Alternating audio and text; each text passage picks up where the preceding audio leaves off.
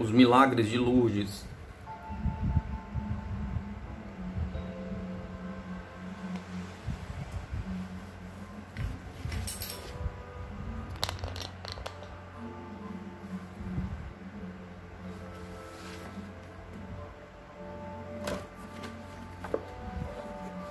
O que teria acontecido para que a violenta oposição administrativa e ministerial cessasse subitamente? Pergunta. Uma pequena frase no decreto do prefeito de Lourdes esclarece o mistério. Como o prudente senhor Lacade declara publicamente seu desejo em mostrar-se digno da confiança do imperador, conclui-se que, na realidade, as instruções citadas no final da proclamação partiram do próprio Napoleão III. Este, ao retornar das férias de setembro passadas em Biarritz, segundo o costume instituído pela imperatriz Eugênia, convocou a 1º de outubro seu ministro dos cultos, Gustave Roland. Ele mesmo relatou o ocorrido. Sua Majestade explicou-me que desejava que o acesso à Gruta de Londres, bem como o uso da água da fonte, fossem liberados. Contudo, o imperador não julgava conveniente autorizar a construção de um oratório ou de uma capela no local. Esse fim repentino e quase milagroso dos tormentos administrativos que entravam no início do santuário mariano de Mazabielle inflamam os espíritos e as imaginações. Surgem lendas que pretendem explicar os motivos da intervenção imperial.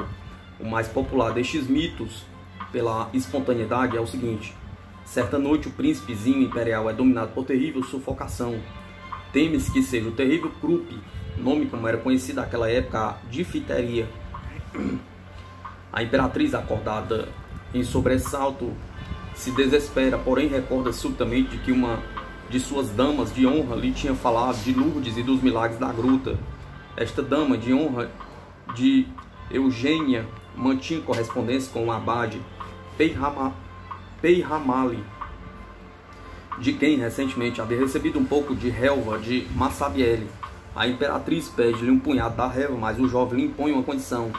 É preciso fazer uma promessa. Se o príncipe ficar bom, deveis obter do imperador uma ordem para que a gruta de Lourdes seja reaberta. Eugênie promete.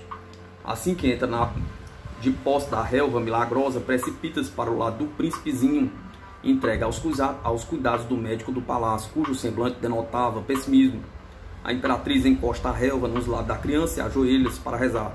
Ao se erguer, as terríveis sufocações haviam cessado. O doentinho estava milagrosamente salvo. Existem outras versões menos romanceadas sobre a intervenção do imperador em favor de Lourdes. Alguns afirmam que teriam sabido através de fontes bem informadas que, durante uma conversa mantida em público entre Napoleão III e Eugênia a respeito dos acontecimentos de Lourdes, a imperatriz teria suplicado a seu imperial marido para mandar anular as medidas repressivas adotadas pela administração. Ou os fatos da gruta são falsos, teria replicado o imperador, ou são verdadeiros. Se são falsos, cairão por si mesmo. A farsa não perdura. Se verdadeiros, nada poderá deter o curso dos acontecimentos. Tanto num caso como no outro, decreto que interdita o local é totalmente inútil, deve ser anulado. Tudo isto não são coisas certas, mas em compensação é certo, uma vez que existe um processo verbal oficial que o confirma que a 16 de setembro, diante da gruta, veio ajoelhar-se a procurar um remédio para seus males, um parente do imperador, um certo senhor Tarche de la Pagérie.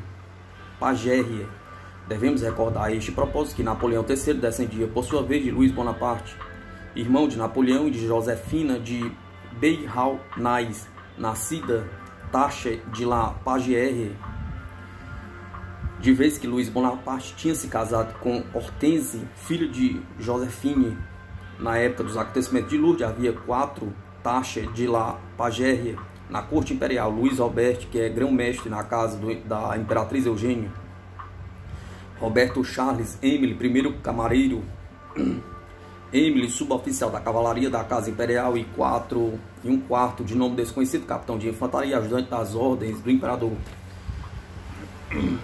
Não sabemos qual dos 4 estava acometido por uma doença no pulmão que o fazia escarrar sangue, conforme nos revela um texto daquela época. De qualquer maneira, este tal Tarche de la Pagérie, que era tuberculoso, encontrado-se em setembro de 1858 em Cauteretes, a fim de se submeter a um tratamento termal que, segundo consta, só servia para agravar o seu estado. Por isso resolveu voltar a Paris. Mas eis que lhe chega aos ouvidos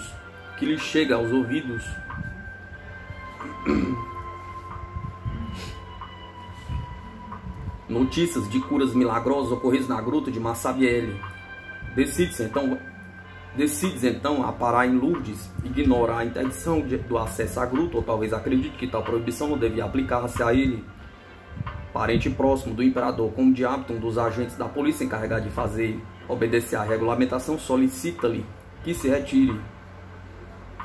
Tacha de la Pagérie finge não o ouvir. O agente segura-o pelo colarinho e tenta arrastá-lo à força para fora da área. O peregrino recusa-se a segui-lo. Então o agente, em desespero de causa, vai procurar o seu superior, o comissário Jacomete. Este chega e realiza o interrogatório em regra. Antes de mais nada, indaga o nome deste rebelde tão teimoso, e o nome declinado deixa atônito o comissário, o agente policial e as testemunhas mais ou menos próximas, pois, apesar do decreto municipal, sempre há pessoas que vagueiam pelas cercanias da gruta. Sou o senhor Tacher de la Pagérie. Satisfeito ou não, o comissário afasta-se. O senhor Tacher de la Pagérie continua suas orações e bebe um pouco da água. Ficará em Lourdes durante muitos dias e de lá partirá restabelecido. Cessam os escarros de sangue, o apetite reaparece, as forças renascem. Podemos imaginar que ao chegar a Paris tenha ido mais do que depressa relatar a Napoleão III esses extraordinários acontecimentos. Contudo, o exame mais sereno do historiador moderno descobre outras razões para o imperador ter se transformado no protetor de Lourdes e de Bernadette. Nesse ano, 1858, Napoleão III enfrenta sérias dificuldades em relação à opinião pública francesa. Na realidade, após o atentado de Orsini, a 14 de janeiro, atentado que fracassou, o imperador tomou medidas draconianas que interferem seriamente sobre os direitos à liberdade pública. Logo, ele solicita uma acentuada oposição de esquerda. No dia 21 de julho, em Plombières, Napoleão III encontra-se com Carval, o grande homem de Estado italiano que prepara a unificação de seu país e promete-lhe sua ajuda contra o próprio Vaticano. Atitude que não iria deixar de provocar oposição de direita. É esta oposição que o imperador quer minimizar e desarmar, ou dar provas de boa vontade aos católicos. É assim que, a 15 de agosto, realiza uma peregrinação a um famoso santuário bretão, o de Saint-Aime-d'Auria. O bispo de Rennes recebeu-o com carinho, qualificando como um monarca francês mais devoto desde São Luís. Ora, nestes primeiros primórdios do outono de 1858, todo o clero do Alto Pirineus, apoiado por Mons Laurens, seu bispo, é favorável a Lourdes, à gruta, a Bernadette, opõe-se em bloco à administração local do departamento, reflexo oficial do regime imperial. Portanto, Napoleão III, ao revogar o decreto da proibição, poupa todo o clero da região, deixando entregue à própria sorte alguns funcionários que julgavam estar agindo bem ao obedecer às ordens recebidas de Paris e que perderão seu prestígio de forma bastante dolorosa para alguns, entre eles o próprio prefeito Massa. A esta altura, o santuário Mariano de Lourdes começa a sua grandiosa ascensão, que o transformará rapidamente num dos principais focos do catolicismo moderno. Mais de 3 milhões de peregrinos para ali se dirigem anualmente. As curas milagrosas abundam. E bem que até o dia de hoje a igreja só reconhece como autênticos 65 casos. Oficialmente, o ponto mais elevado desse voo fulminante foi alcançado no sábado, 18 de janeiro de 1892, por Monsieur Laurens, bispo de Tarbes, ao publicar a célebre obra dele sobre as aparições de Lourdes. Esta pastoral é totalmente favorável e positiva. Estamos convencidos que a aparição é sobrenatural e divina. Nossa convicção formou-se sobre o testemunho de Bernadette, mas sobretudo a partir dos fatos acontecidos e que não podem ser explicados senão pela intervenção divina. Tudo o que se origina em Deus é verdadeiro. A aparição é divina, uma vez que as curas possuem o toque divino. Consequentemente, a aparição, ao se declarar a Imaculada Conceição,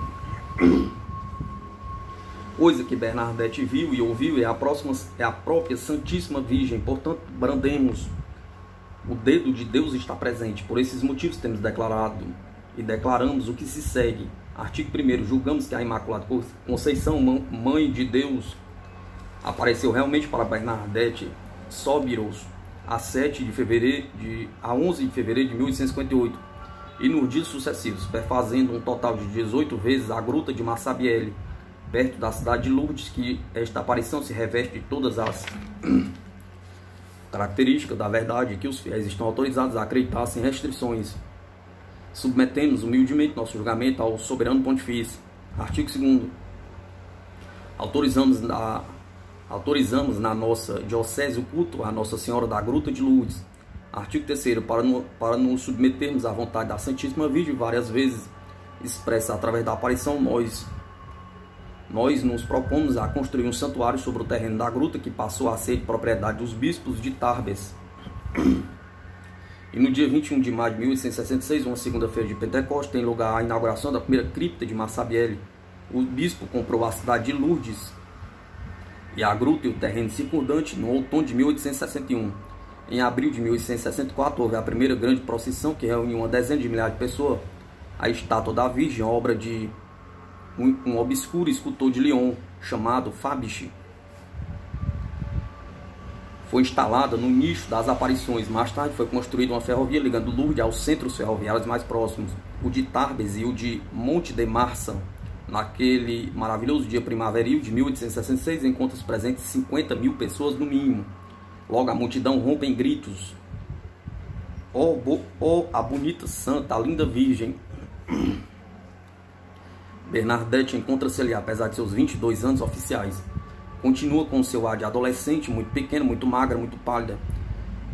O que entusiasma a multidão. Alguns fanáticos aproximam-se dela, munidos de tesouras cuidadosamente preparadas e escondidas para este fim. Cortam-lhe um pedaço da roupa ou do tocado para relíquia.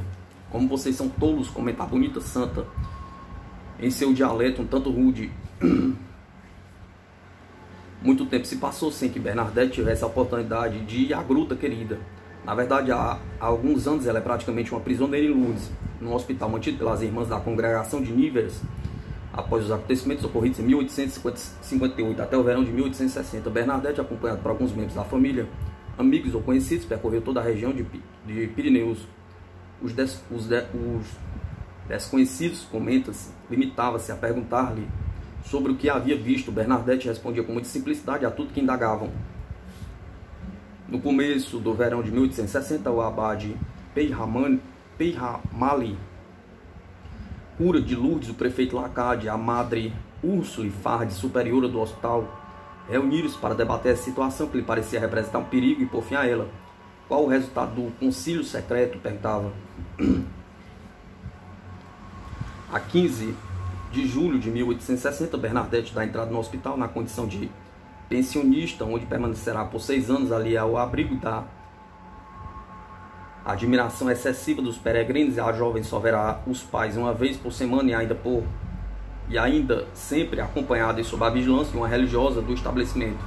No entanto, todos os dias, ou quase todos, aparecem peregrinos no palatório do hospital, desejam ver a santa e aguardam. Uma das religiosas, que tinham sido uma das mestras de classe de Bernadette, narra como a jovem pastora reagia a esta permanente curiosidade pública. Via chorar à porta do salão quando ali haviam 20, 30, 40 pessoas à sua espera. Grossas lágrimas rolavam de seus olhos, dizia-lhe: "Coragem." Então ela enxugava as lágrimas ao entrar, cumprimentava a todos com graça e respondia às suas perguntas. Entre os visitantes, há simples amantes de autógrafos, colecionadores de relíquias, enfermos em busca de cura para seus males, pessoas da igreja impregnadas de ceticismo ou portadoras de uma fé inabalável, como aquele bispo que se pôs de joelho diante da jovem e pediu-lhe uma bênção. Bernadette prestava aos presentes uma espécie de esclarecimento padrão a respeito das aparições, de forma breve e mais precisa, e geralmente terminava declarando: "Eis aí o que eu vi e o que eu sei. Eis aí o que vi e o que sei. Se não acreditam em mim, que poderia fazer?" Perguntava. Em Massabielle, o culto mariano e as peregrinações assumiram proporções enormes. Aterros nivelaram e sanearam um antigo prado onde pastavam os porcos e o pequeno fio de água lamacento que Bernadette tinha arrancado da terra com suas unhas transformou-se numa fonte caudalosa, canalizada inicialmente através de valas. Depois foram instaladas bicas e piscinas, isto é, banheiras ao nível do solo para a ablução dos enfermos. O que fazer de Bernadette? Pergunta.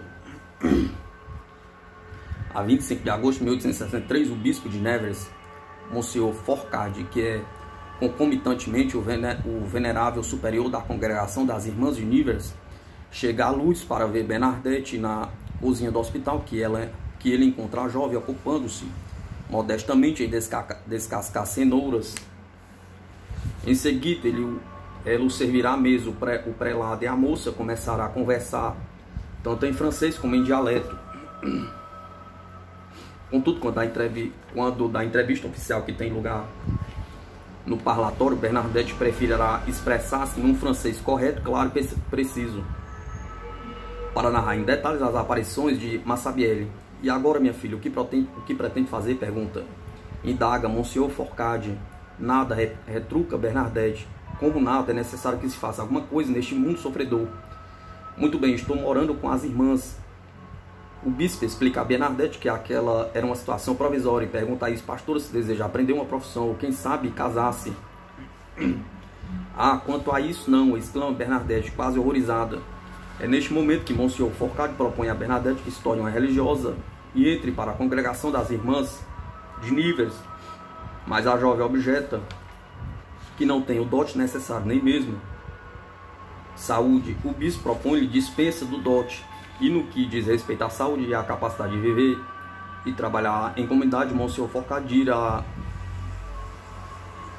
a superiora das Irmãs de Nevers, Madre Louise Ferrand, nada entusiasmada com aquela ideia de receber a jovem, que na sua opinião não saberia fazer grande coisa.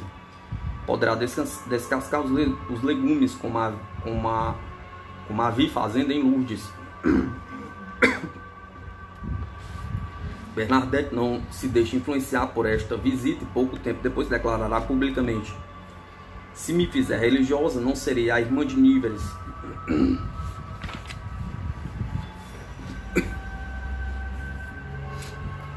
E no momento, 3 anos mais tarde, pouco tempo após a inauguração da cripta, Bernadette deixa Lourdes.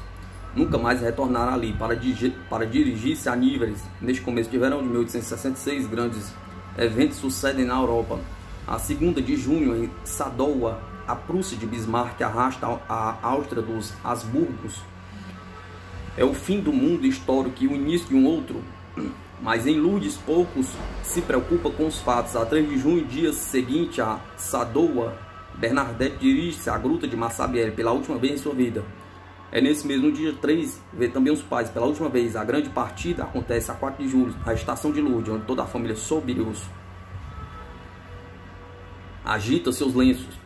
A jovem passará 3 anos em Nevers, enclausurada, doente, sofrendo do espírito e do corpo, vítima da fria perseguição que lhe é feita pela superiora do convento, Madre Valzou, que, sendo de origem burguesa, é filho de um tabelião. Nada mais vê em Bernadette além de uma camponesinha ignorante, rude, vinda dos cafundos dos Pirineus.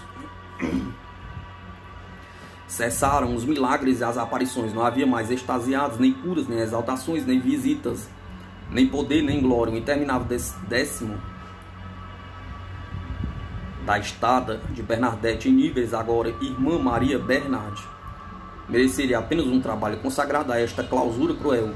A 16 de abril de 1879, quarta-feira de Páscoa, Bernadette repete 2 vezes: Santa Maria de Deus, rogai por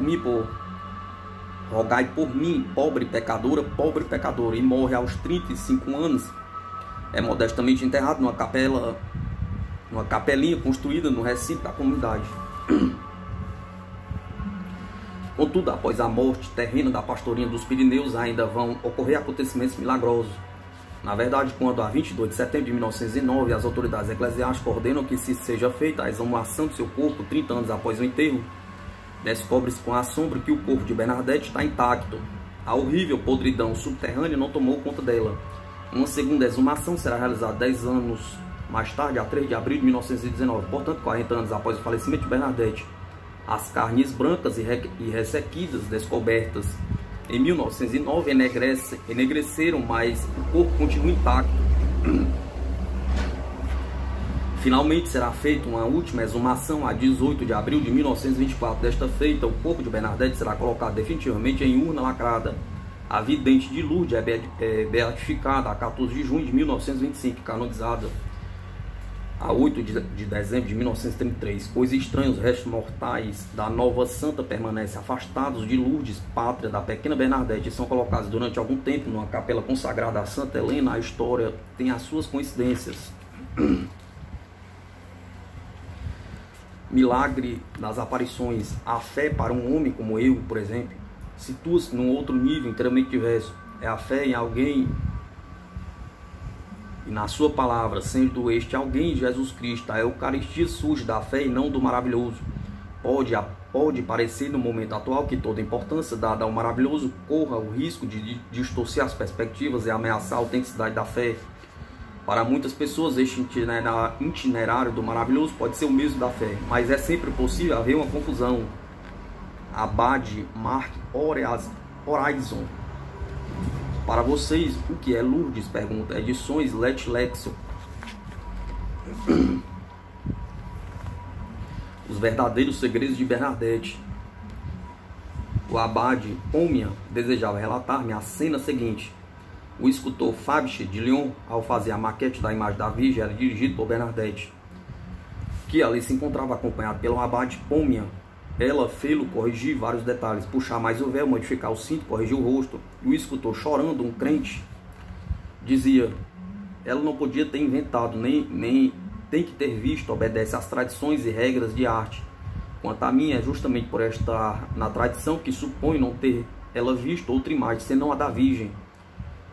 Por quem estava impressionado, o que se deveria pesquisar é a formação desta imagem, encontrar sua origem. Emile Zola, jornal 29 de agosto de 1982, editora Fascoli. O milagre de Lourdes, escreve um famoso neurologista do hospital de Salpêtrière, em Paris, em 1872, o Dr. Voisin foi calçado na fé ardorosa de uma criança alucinada que está trancafiada num convento em Ivres. Um ilustre confrade do Dr. Voisin, o professor Charcot, que teve a honra de contar com entre seus alunos o próprio Sigmund Freud, declara mais ou menos à mesma época que Bernadette é louca.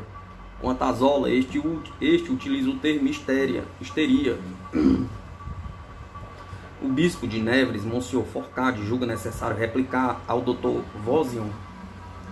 Voisin que a irmã Marie Bernard, longe de ser louca, é uma pessoa de uma sabedoria fora do comum e de uma tranquilidade sem paralelos. E convida o médico a visitar Bernadette a fim de submetê-la a um exame.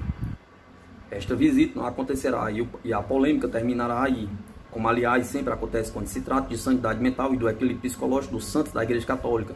No entanto, apesar da negativa do bispo de Nevers, não podemos deixar de nos perguntar por que Bernadette esteve reclusa durante 6 longos anos no hospital de Lourdes e depois é mandada em exílio para Nevers, longe de seu local de nascimento, para um lugar a que há muito tempo ela demonstrara profunda aversão. O problema da loucura de Bernadette apresenta desde o início dos acontecimentos de Lourdes. Isto porque alguns declaram tratar-se de fraude, outros consideram a pastorinha acometida de uma doença mental. Para verificar esta hipótese, o prefeito da região criou uma comissão composta por 3 médicos que, a 25 de março de 1858, examinam Bernadette. O relatório é entregue 4 dias depois. Os médicos sabem que o prefeito gostaria de trancafiar Bernadette no hospício. Na verdade, este alto funcionário julga que todos aqueles movimentos da multidão que detesta são suscitados apenas pela presença da jovem. 2 dos médicos que fazem parte da comissão são indicados pelo Hospital Municipal. Segundo as conclusões que apresentaram, suas carreiras correm o risco de estar em jogo, portanto darão provas de uma grande prudência ao apresentar suas conclusões. Ao momento de responder a seguinte pergunta: Bernadette foi imposta à credulidade pública? Ou será que uma lesão mental é suficiente para explicar os vários fenômenos que ela relata? Pergunta. A isto os peritos objetam: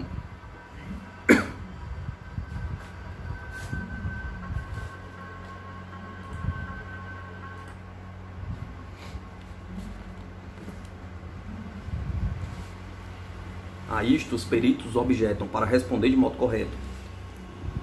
Abre aspas.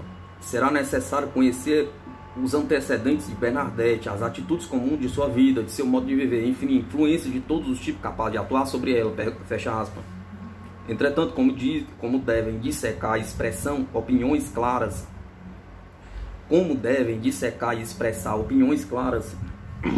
os três médicos estão acordes sobre as três conclusões seguintes.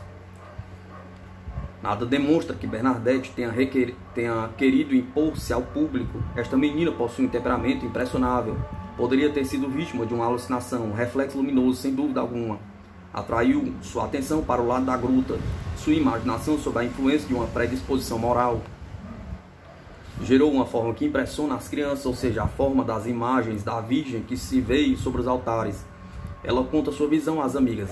Estas arrastam-na para a gruta, o boato espalha-se pela cidade. Uma população que a cada dia se torna mais compacta apressa-se a ir ao seu encontro. Proclama-se o prodígio, a aparição da Virgem. Será que o estado de ânimo da menina não deve ter ficado alterado e a sua exaltação atingido o auge? Pergunta. Aquilo que inicialmente nada mais era que uma simples alucinação adquire cores mais absolutas, absorve-a mais e mais e chega até a isolá-la do mundo exterior no momento da aparição. E temos então um verdadeiro estado estático, esta lesão da inteligência que coloca aquela que dela sofre sob o domínio de uma ideia absorvente. Além disto, alguns exemplos deste tipo são relacionados pelos autores. Consequentemente, os abaixo-assinados acham que a menina Bernadette Soubirous é vítima de um estado estático que se repetiu por várias vezes, que se trata de uma afecção moral cujos efeitos explicam os fenômenos da visão. Porém, quem diz afecção, ainda que moral, diz tratamento. Pelo menos na teoria. Realmente os médicos que compunham a comissão formulam a pergunta: a necessidade dela se submeter a tratamento desta afecção? Pergunta. A resposta é vaga e delicada. Pouca coisa temos a declarar sobre a questão. A doença que julgamos poder atribuir a Bernadette não pode representar qualquer risco no tocante à sua saúde, dentro dos limites que a ela nos oferece. É bastante provável que, ao contrário, tão logo Bernadette deixe de ser assediada pela multidão, de atender a pedido de orações, tão logo readquira seus hábitos normais, cessará de sonhar com a gruta e com as coisas maravilhosas que relata. Que nome atribuir a esta afecção moral de que Bernadette é vítima, segundo a opinião de tais peritos? Pergunta. Alguns decênios mais tarde, a época do apogeu de Charcot e dos primórdios da psicanálise, ter-se-ia, sem a menor sombra de dúvida e de hesitação empregado o vocábulo histeria. Como fará, já ouvimos Zola, contudo, nessa metade do século XIX, a expressão é muito mais rara e pouco utilizada.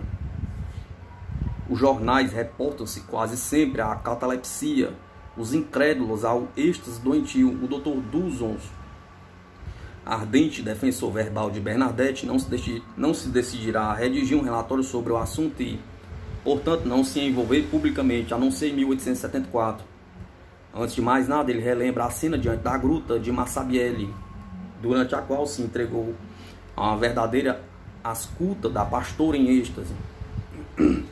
Eu, que acompanhava com maior atenção todos os movimentos de Bernadette com o objetivo de analisá-los com profundidade em mais um relatório, desejei saber naquele dia qual poderia ser a condição de sua circulação sanguínea e de sua respiração. Peguei um dos seus braços e coloquei meus dedos sobre a artéria radial. O pulso batia tranquilo, regular. A respiração era normal. Nada naquela jovem indicava uma superexcitação nervosa. Todo o organismo reagia de maneira normal. Em seguida, o Dr. Duzons empreende a refutação da hipótese de catalepsia. Portanto, não sonhem com a catalepsia, afecção acompanhada normalmente de perda de consciência e de rigidez tetânica parcial total. Mas com esta particularidade, os membros conservam a posição assumida no início do ataque. Posição esta que pendura o tempo todo, ou então permanecem na posição que se lhe dá, seja ela dolorosa ou incômoda. A catalepsia, após uma duração variável, dissipa-se gradativamente. Os pacientes, ao voltarem a si, mostram-se cansados e irritados e não se lembram absolutamente do ataque que os vitimou. Em seguida, o médico de Lourdes descreve aquilo que, segundo ele, é o êxtase doentio. Trata-se de um estado durante o qual o indivíduo totalmente entregue a um pensamento dominante permanece imóvel e alheio a tudo quanto cerca. Os indivíduos em êxtase doentio demonstram como fenômenos comuns a suspensão dos movimentos voluntários e o exercício dos sentidos. Após os acessos, queixam-se de cansaço e entorpecimento dos membros, geralmente ficam muito abatidos. Há alguns que se queixam de opressão, taquicardia, etc., o que lhe permite concluir pomposamente. Podemos ver associando estes dois estados ao de Bernadette durante seus momentos de devoção religiosa na gruta de Massabielle, que é impossível associá-la aos das pessoas acometidas por doenças nervosas tão violentas. Após seus momentos de devoção e de êxtase que a invadiam, ela abandonava o local das orações, sem cansar, sem demonstrar contração ou lassidão dos membros, conservando uma lembrança perfeita de tudo aquilo que tinha feito durante o tempo de sua visão. Análise e considerações deste teor não pode, é claro, satisfazer a curiosidade moderna, sem contar com tais médicos do século XIX. Antes de mais nada, ricos de boa vontade e não de ciência, deve-se retornar às fontes, ou melhor, aos testemunhos dos primeiros fiéis de Massabielle. No começo, isto é, em fim de fevereiro e início de março de 1858, ninguém tem dúvida de que a pequena visionária da gruta é vitimada por um estado nervoso anormal do tipo convulsivo. Le Lavedan, datado de 18 de fevereiro, refere-se a um estado estático dos mais acentuados. E diz que algumas lágrimas escapam dos olhos imóveis que permanecem inteiramente fixos no local da gruta, onde ela acredita ver a Santíssima Virgem. O procurador Dutor, que redige seu primeiro relatório a partir de 1º de março, declara que Bernadette entrega-se ou abandona-se a todas as convulsões de uma teomaníaca do êxtase e recorda suas estranhas convulsões. Le Lavedan, datado de 25 de fevereiro, é especialmente preciso e detalhado. Ela acende a vela, mas logo seu corpo se enrijece, a cabeça fica imóvel, os olhos abertos e fixos. Seu olhar não se distancia da depressão existente na gruta. Bernadette está em êxtase, seu pequenino corpo cansa-se. Pouco depois, um leve sorriso aflora em seus lábios. Os olhos parecem cansados.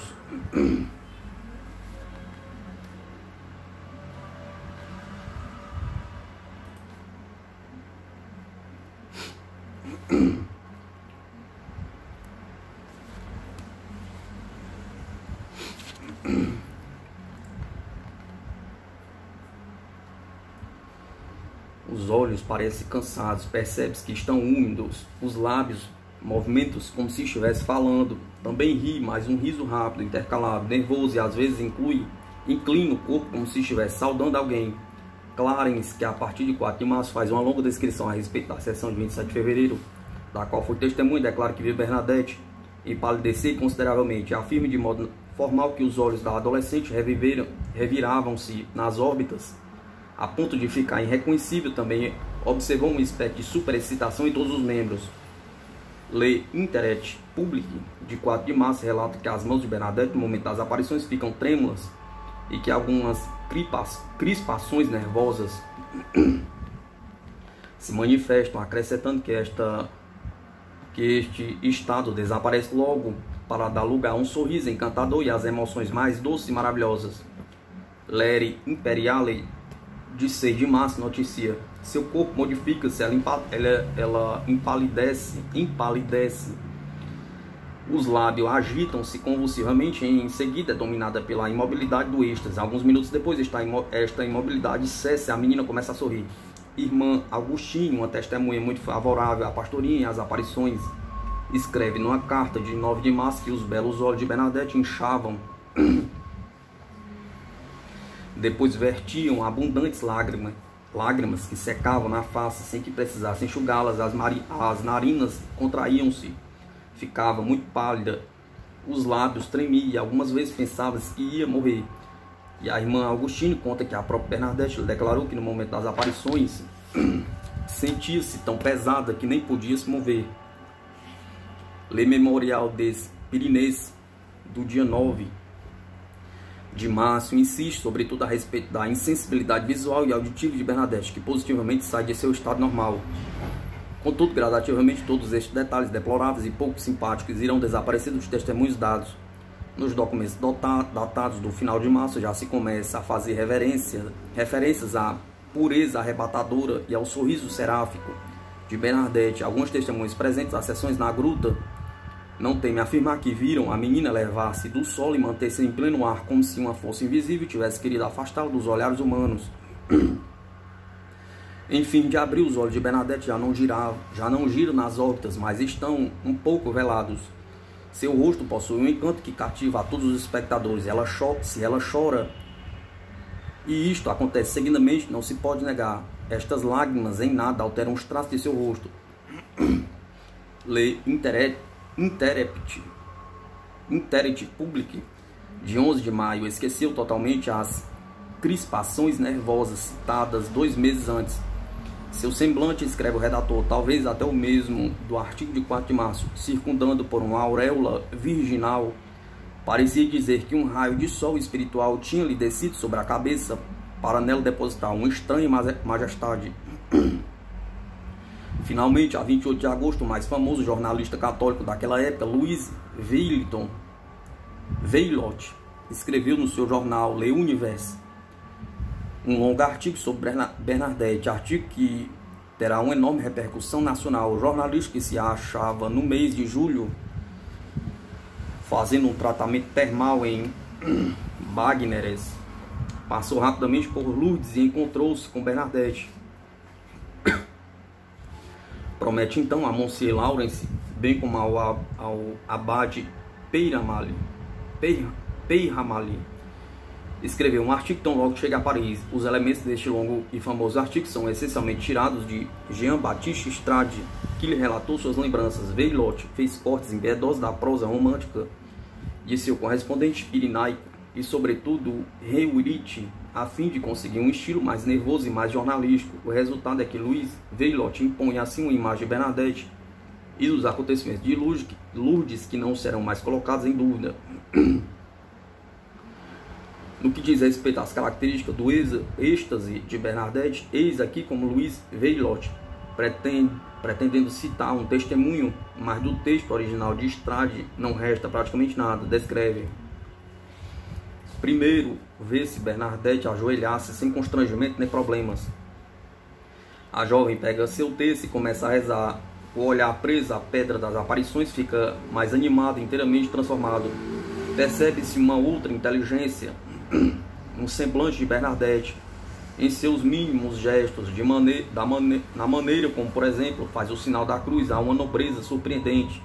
Louis Veillot não omite que a pastorinha de Lourdes tem aspecto de uma outra pessoa, mas já sem o ar pejorativo dos primeiros testemunhos. Se ela arregala os olhos é porque eles não se saciam de ver. Se Bernadette já não baixa mais as pálpebras e as mantém fixas, é para não perder de vista a maravilha que contempla. Ela sorria para esta maravilha invisível, e tudo isso nos dava uma ideia perfeita do êxtase e da beatitude. A expressão habitual da menina é de uma grande alegria, embora Louis Veillot não deixe de ressaltar que às vezes ela parava de respirar. Quanto aos incontáveis sinais da cruz que faz Bernadette, são piedosos e nobres, e no fim ela sai sem agitação desse estado. Quanto ao abade Junquat, em 1860, colige alguns testemunhos vários.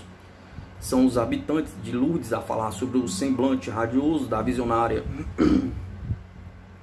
de seus olhos ardentes e brilhantes, e da onda de alegria que iluminava o rosto. 10 anos mais tarde, o padre Semper, que realiza a primeira grande investigação sobre Bernadette, escreve um verdadeiro texto apologético sobre os êxtases de Massabielle. Mais precisamente, em outubro de 1868, a imagem é piedosa e tranquilizadora, bastante sulpiciana. Ela era linda, proclama o religioso de Lourdes, não possuía o frescor rosa e vivo que nos leva a sorrir diante de um rosto de criança, mas de uma beleza superior e estranha. Tinha as faces extremamente pálidas, mas com um leve toque suave, como se atravessadas pela luz, um ligeiro rosado, colorindo apenas as maçãs do rosto e os lábios, acentuada esta brancura mármore. O padre sempre não deixa passar em branco nuvens o fato de que o olhar de Bernadette era ávido e sedutor, e que nem a nem ao pestanejar remexia as pálpebras, mas a razão desta fixidez, pergunta. Estes dois olhos fascinados e felizes pareciam presos por um raio de luz, quanto à expressão do rosto, onde se entende um leve sorriso estático, revela a presença de um ser muito grande e boníssimo. E as lágrimas, pergunta. Elas rolavam como gotas de orvalho sobre a flora galbra, sobre uma folha galbra, sem se espalhar e sem molhar o rosto, e ficava oscilando por muito tempo sobre a palidez das faces.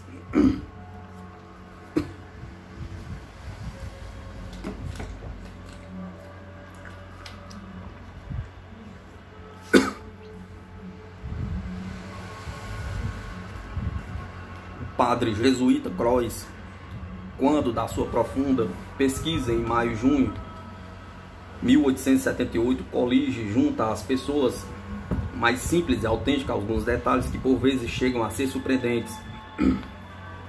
Tinha os lábios mal feitos, comenta um dos entrevistados ao declarar que o sorriso de Bernadette levou às lágrimas. Parecia uma criança morta em seu berço, diz um outro. As observações interessantes sucedem-se. Uma nuvem cinzenta passa-lhe sobre o rosto. Os olhos permaneciam imóveis. Dava pena quando a víamos ficar branca como um círio. Sentia-me perturbado ao vê-la modificar-se, os olhos sempre abertos. Ela ficava inteiramente alterada. O que me fazia mal era ver-lhe os olhos enormes e o rosto transfigurado. Ouvi com frequência Bernadette gemeu, respirar ofegante. Um testemunho especialmente interessante é o de Antônio Nicolau, o moleiro que vivia próximo a Massabielle, a quem as companheiras de Bernadette pediram ajuda a 14 de fevereiro, quanto da segunda aparição, pois tinha ficado assustada com o estado em que se encontrava a jovem. O que diz o moleiro? Pergunta. Declara que o rosto da adolescente era a coisa mais bonita que jamais vira, mas que assim mesmo teve medo de constatar que ela estava muito pálida. Quando a toma nos braços, ela resiste, tendo os olhos fixados no alto. Sua respiração estava um pouco acelerada. Finalmente o homem consegue arrancar a menina de Massabielle, mas enquanto caminha, Bernadette continua pálida, mantendo os olhos fixos, e ao mesmo tempo algumas lágrimas rolavam sem cessar.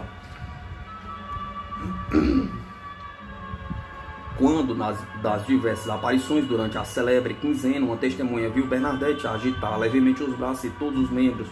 Uma outra ouviu como que um murmúrio, um gemido. Outra ainda declarou que uma vez, parece que a 20 de fevereiro, após ter deixado escapar um sim prolongado, Bernadette...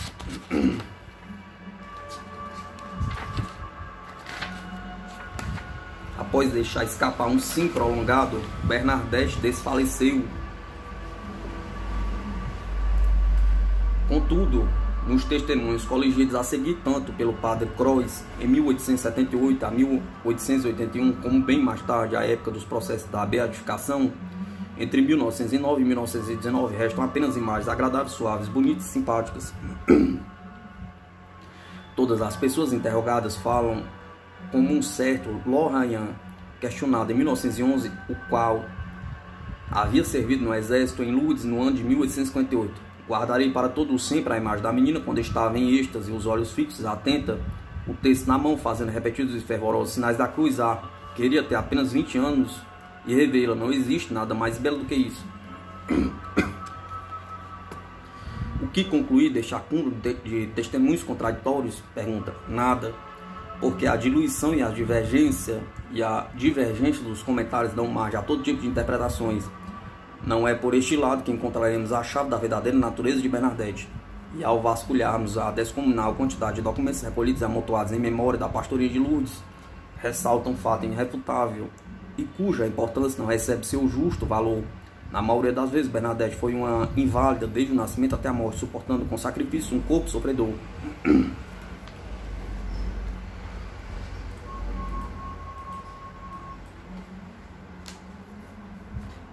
Na primavera de 1858, no tempo das aparições, um médico protestante do Tar, o Dr. Delmas, fez questão de examinar esta vidente católica, a quem a Virgem aparece com quem conversa. Tendo auscultado seu peito, declara o Dr. Delmas, constatei alguns estertores cinguilantes e alguns sinais de uma doença orgânica cardíaca. No dia seguinte, encontrei Bernadette acometida por uma dispneia que quase chegava à sufocação. O rosto estava pálido, azulado, os lábios e o nariz entumecidos. Isto é tão verdadeiro que os 3 médicos da comissão da investigação, nomeados pelo prefeito, antes de pesquisar sua saúde mental, interessaram-se pela saúde física de sua paciente. Inicialmente, eles fazem uma espécie de balanço da saúde de Bernadette. Ela constatam possuidora de uma constituição delicada, de um temperamento linfático e nervoso. Aos 13 anos, não parecia ter mais do que 11 anos. Tem fisionomia agradável, os olhos possuem expressão viva. A cabeça é de conformação regular, porém estreita, mais para pequena do que para grande.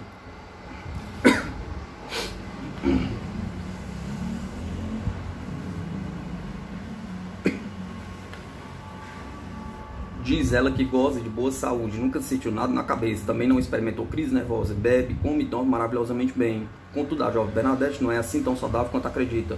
Ela sofre claramente de asma. Sua respiração é ligeiramente ansiosa e sibilante, e às vezes acentua-se ainda mais estes sintomas. Apesar disso, ainda que os médicos da comissão municipal se mostrem excessivamente prudentes com relação à natureza do êxtase da afecção moral de Bernadette, eles minimizam consideravelmente seu precário estado de saúde. Este já é bastante deplorável no momento das aparições, como nos provam certos testemunhos. Por exemplo, este dado para uma das primeiras fiéis de Massabielle, Emanuelite Estrade. Bernadette tossia sem parar durante toda a caminhada, diz ela. Tinha a respiração tão difícil, tão penosa, dava pena de se escutar. A partir do instante em que a Santíssima Virgem apareceu, a tosse cessou e tinha-se a impressão de que sua respiração melhorava. Seus pulmões, que um momento antes aspiravam o ar com tamanha dificuldade, pareciam não mais necessitar dele. No início de maio, seu estado parecia tão grave a ponto de lhe administrar a extrema unção. Depois ela recuperou-se um pouco, graças sobretudo a diversas curas termais, especialmente em Cauterites, mas estas melhoras continuaram sendo provisórias. Durante os 13 anos que esteve no convento de Saint-Gilard em Nivers, de junho de 1866 a abril de 1879, Bernadette, ou melhor, a irmã Maria Bernard, passou-os constantemente doentes, se saía e muito raramente mal chegava até o pátio ou até os recintos da comunidade, arrastando-se entre os muros, qual sombra pálida e frágil. Os seus dias ecoavam-se, principalmente no leito de enfermaria, desde o dia 14 de agosto de 1866, ou seja, 15 dias após ter tomado o hábito religioso, cai tão gravemente enferma, e seu estado parece desesperador. A 25 de outubro, ela recebe pela segunda vez a extrema unção. Contudo, recupera-se, ainda que muito lentamente. Em fevereiro do ano seguinte, retoma sua vida quase normal, mas gosta tanto da enfermaria que, quando ali não se encontra na qualidade de paciente, ali trabalha como enfermeira. Até 1873, ela alterna desta forma seus dois papéis. A 3 de junho, parece estar novamente perdida e recebe a extrema unção pela terceira vez. Volta a se recuperar. Contudo, a partir de 1875, vai se transformar naquilo que se costuma classificar como uma doente às portas da morte, incapaz de se mover, de agir, de fazer, seja lá o que for. Às vezes, quando deseja mudar de posição na cama, é preciso mais uma hora para conseguir deslocar um membro apenas. Passa a maior parte das noites em sono, com frequência, especialmente durante o último inverno. Solta gritos agudos e dilacerantes que nos informam não deixava dormir as suas companheiras de enfermaria. Mas o que se passa com ela exatamente? Pergunta. Uma confissão que lhe escapa numa carta escrita a seu confessor de Lourdes, Abade Poima, datada de 28 de dezembro de 1876, é significante. Abre aspas. O que poderia lhe contar a meu respeito? Pergunta. Muito pouca coisa de bom. Um destes dias eu dizia ao senhor doutor, que isso já se prolongava demais. Ele girou-nos Ele girou nos calcanhares, declarando-me que eu tinha um terrível inimigo. Começa aqui que ele está. Ele girou nos calcanhares, declarando-me que eu tinha um terrível inimigo. Começa a crer que ele está perdendo o seu latim, fecha aspas. O que estaria insinuando este médico do século XIX ao referir-se a propósito da saúde de Bernadette sobre esse terrível inimigo? Pergunta. Sem dúvida, teve a intuição profunda, certa que mais tarde iria se desenvolver a medicina psicossomática. Na verdade, a asma, assim como a úlcera estomacal, é uma moléstia essencial e irrefutavelmente psicossomática. Isto é, desencadeia-se não devido a um micróbio, uma lesão, uma disfunção qualquer, mas sim pelo jogo de fatores psicoemocionais. A causa da asma infantil é a angústia, uma angústia de tal porte que bloqueia a respiração e desencadeia crise de sufocação. A repetição das crises, é lógico, acaba por danificar pouco a pouco os brônquios e provocar algumas manifestações que são então da ordem puramente fisiológica. Pois bem, não faltam motivos a pequena Bernadette Soubirous para sentir-se angustiada desde o nascimento. Durante os seus primeiros meses de vida, a criança passa fome, como acontecia a todos os bebês do povo do século XIX. É alimentado no seio materno, mas a mãe triste, sofredora, subnutrida, não lhe proporciona a quantidade de leite necessária. Finalmente, Louise Soubirous não quer mais ficar com a filha. Entrega a uma ama de leite que recebe 5 francos por mês, soma irrisória. Bernadette continua a passar fome e, além disso, padece pelo abandono materno. Quando volta para casa, aos 2 anos, tinha um temperamento suave e submisso. Dirá mais tarde sua mãe. Mas onde poderia estar a criança? Mas onde poderia esta criança achar a energia necessária para ser prepotente e rebelde? Pergunta. Sua saúde não melhora de modo algum. Ao completar 5 anos, a mãe, vendo-a sofrer, contenta-se em levá-la até uma comadre que deveria ser uma curandeira que prescreve, segundo as próprias palavras da senhorita Soubirous, alguns remédios que lhe dão algum alívio. Aos 10 anos, durante uma epidemia de cólera que flagrou a região dos Pirineus, é atacado pela terrível doença que fez numerosas vítimas naquela região. Depois disso, continua a mãe, Bernadette ficou cada vez mais fraca e doentia. Este histórico negativo explica a aparência raquítica que manteve até o fim da vida. Bernadette está com 21 anos, segundo os registros oficiais, escreve o padre Cross em 1865. Contudo, para que se admita esse fato, é preciso ter muita fé na infalibilidade desses registros. Na verdade, os olhos de quem a vê afirmam que Bernadette continua sendo a mesma menina de 13 anos antes dos tempos da aparição. Não acredito ser possível encontrar uma criança de aspecto mais jovem aos 13 anos do que é Bernadette aos 21. Em sua juventude possui um encanto sobrenatural, impossível de passar despercebido. Ela é por si própria uma aparição.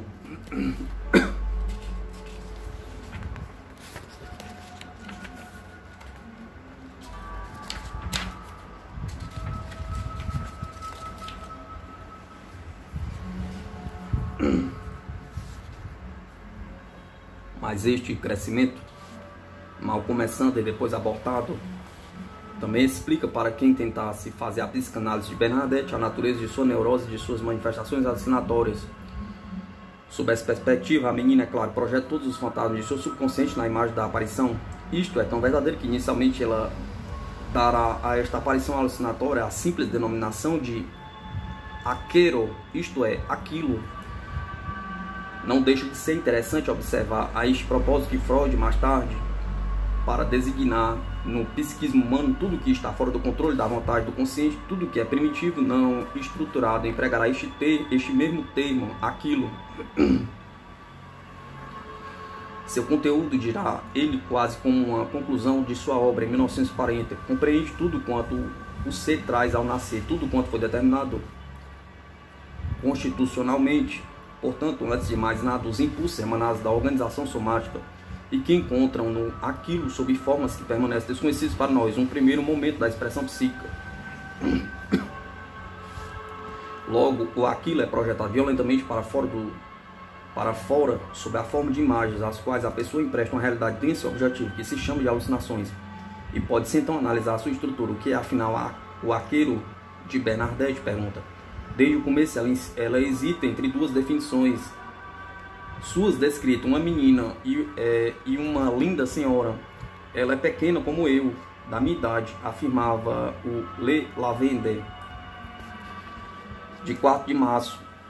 Terem sido estas as palavras de Bernadette, mas no Leere Imperiale de 6 de março, Bernadette referiu-se a uma dama muito bonita, vestida de branco.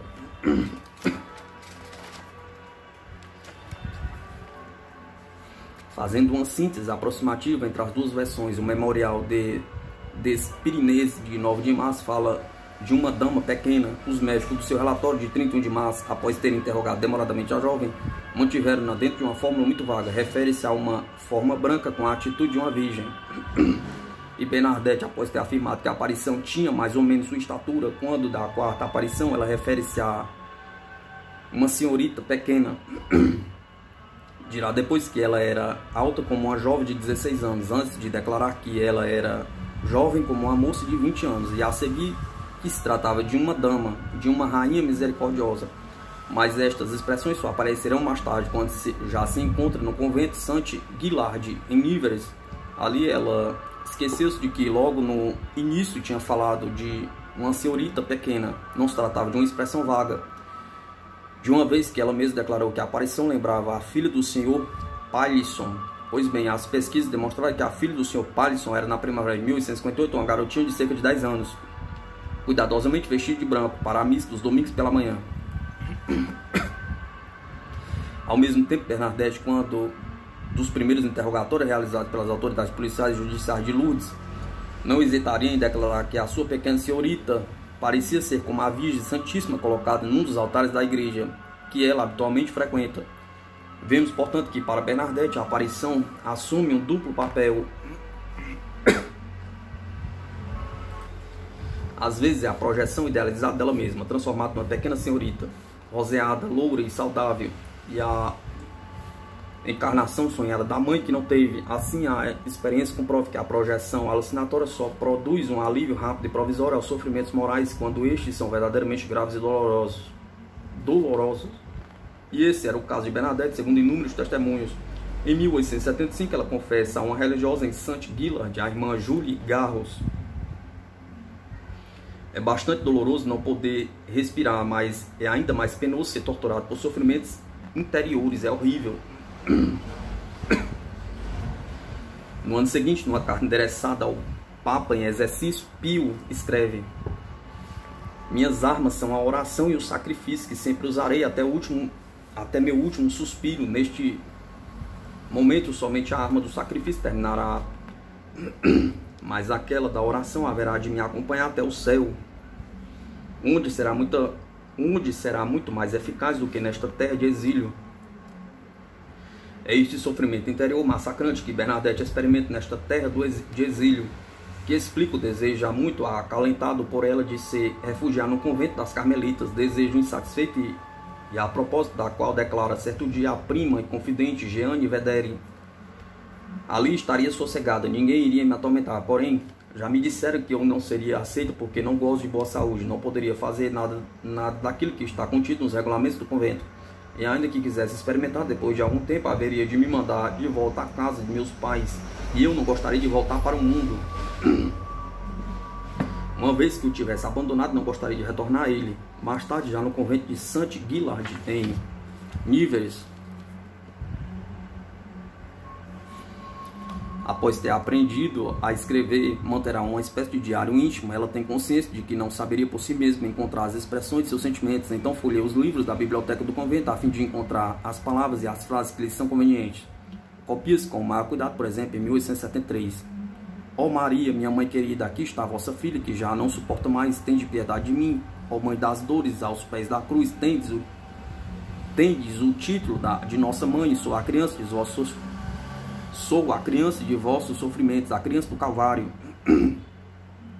Vós que vistes e sentiste a extrema desolação do vosso querido filho, ajudai-me no momento da minha. É em vosso coração que venham depositar as angústias do meu e buscar força e coragem, que eu permaneça como vós aos pés da cruz. E não podemos deixar de nos emocionar quando encontramos nesse diário uma citação desse tipo: farei tudo pelo céu, aí encontrarei minha mãe em todo o esplendor de sua glória. Mas a aprendizagem da leitura e da escrita, o fato de estar em contato com pessoas muito cultas do que aquelas que conheceu do seu tempo de adolescência, de primeira juventude, a disciplina do convento, tudo isto faz com que gradativamente o inconsciente ou o subconsciente vá cedendo terreno. Meu Deus, se me enganei. Foi algum tempo antes de sua morte em que Bernadette, no convento de Saint-Guillard, deixa escapar esta reticência surpreendente. A partir do dia 26 de agosto de 1878, já faz mais de 12 anos que se encontra em Nivelles. Até 3 de março de 1879, cerca de um mês antes de seu falecimento, Bernadette é submetida a um interrogatório muito cerrado e pormenorizado, levado a cabo por um jesuíta, o padre Croix. No começo, Bernadette recusou-se a responder, contando para tanto com o apoio da superiora do convento do bispo de Nivelles. Todavia, o padre Croix pediu a intervenção do próprio Papa Leão. Nada mais restou a Bernadette senão inclinar-se à vontade do sumo pontifício. No entanto, não será o padre Croix quem entrevistará a Bernadette, mas sim um prelado dos Pirineus, o padre Sempe, designado pelo bispo de Tarbes, Monsieur Lawrence. Por que o aparecimento deste intermediário? Pergunta. Será que se temia uma curiosidade excessiva por parte do jesuíta? Pergunta. Bernadette mostra-se muito aflita diante desta investigação tão longa e minuciosa. Responde algumas vezes: já não me recordo mais, ou então basta reportar-se ao que declarei da primeira vez. Depois, certo dia, extenuada, vulnerável, não conseguindo manter o autocontrole como de hábito, ela deixa escapar: isso já faz tempo, bastante tempo. Todas essas coisas já não me lembro mais. Não gosto de falar muito sobre isso, porque, meu Deus, se me enganei.